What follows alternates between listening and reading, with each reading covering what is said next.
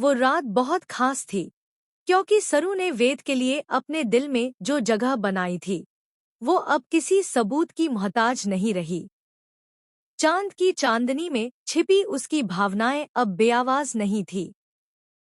करवा चौथ का दिन था और सरू ने बिना किसी से कहे चुपचाप पूरी श्रद्धा से वेद के लिए व्रत रख लिया था। वो जानती थी कि वेद अब भी किसी कशमकश में है, लेकिन उसका प्यार सच्चा था, निस्वार्थ था। वहीं दूसरी ओर उस हवेली में एक तूफान आकार ले रहा था, जो सब कुछ बदलने वाला था। तारा, जो अब तक सरू को एक नौकरानी की नजर से देखती आई थी, आज उसके समर्पण, सच्चाई और बहादुरी के आगे नतमस्तक हो चुकी थी। तारा ने पहली बार सरू की आंखों में झांका और अपने बेटे के लिए एक सच्ची, निस्वार्थ जीवन साथी देखी। तारा ने सबके सामने ऐलान कर दिया, सरू अब सिर्फ इस घर की नौकरानी नहीं, बल्कि इस घर की बहू बनने के काबिल है। पूरा घर सन्न रह गया। लेकिन असली धमाका तब हुआ जब सरू ने उठाया एक छिपा हुआ राज का पर्दा।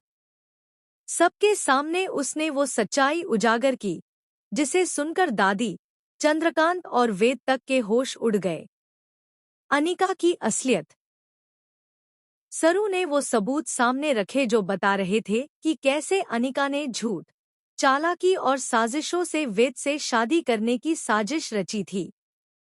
उसने न सिर्फ वेद और उसके परिवार को धोखा दिया, बल्कि रचना को भी मानसिक यातना दी।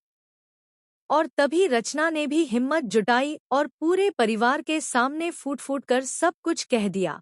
इन्हीं लोगों ने मेरी माँ को धमकाया, मेरी वीडियो के जरिए ब्लैकमेल किया, और जब मैं सच बोलना चाहती थी तो मुझे चुप कराने की कोशिश की गई। वेद भैया की शादी अनिका से कराने के पीछे इनकी गंदी चालें थी। घर में मातम सा माहौल बन गया। सब स्तब्ध। और अनिका? उसके चेहरे से हवाइयां उड़ चुकी थी। लेकिन उसकी बदनीयती यही नहीं रुकी। गुस्से में तिलमिलाई अनिका ने सरू की ओर बढ़ते हुए कहा, तूने मेरी जिंदगी बर्बाद कर दी। मेरी शादी सिर्फ तेरी वजह से टूटी है। और तभी उसने सरू को थप्पड़ मारने के लिए हाथ उठाया। लेकिन थप्पड़! हवा में वो हाथ किसी और ने थामा, तारा ने। और एक जोरदार थप्पड़ जड़ दिया अनिका के गाल पर। शर्म आनी चाहिए तुम्हें, अनिका, तारा गर्जी।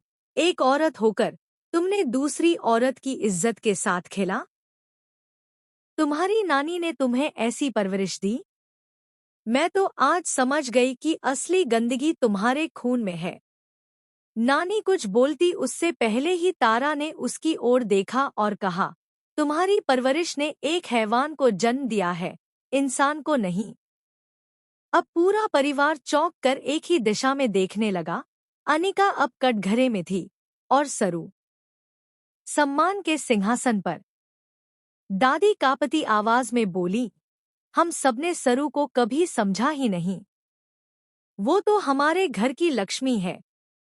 चंद्रकांत ने गहरी सांस ली और कहा, जिस बेटी ने बिना कोई उम्मीद रखे हम सबकी इज्जत बचाई, वही इस घर की असली बहू है। वेद अब तक चुप था, पर उसकी आंखों में एक तूफान चल रहा था। उसने धीरे से सरू के पास आकर कहा, तुमने फिर से साबित कर दिया, सरू, कि तुम हमेशा मेरी भलाई ही चाहती हो। मैं तुम्हारे बिना अधूरा हूँ। सरू की आंखें भर आईं, मगर उसने कुछ नहीं कहा। फिर आया करवा चौथ की रात का वो पल, जब चांद निकला। सभी औरतें थाल लेकर छत पर चढ़ी। सरू भी थी, पहली बार पूरे परिवार के बीच दुल्हन की तरह सजी हुई। उसका व्रत वेद के लिए था, लेकिन वो चुप थी, संकोच में। वेद खुद आया और उसके सामने खड़ा हो गया। मैं जानता हूं तुमने व्रत रखा है। और अब मैं खुद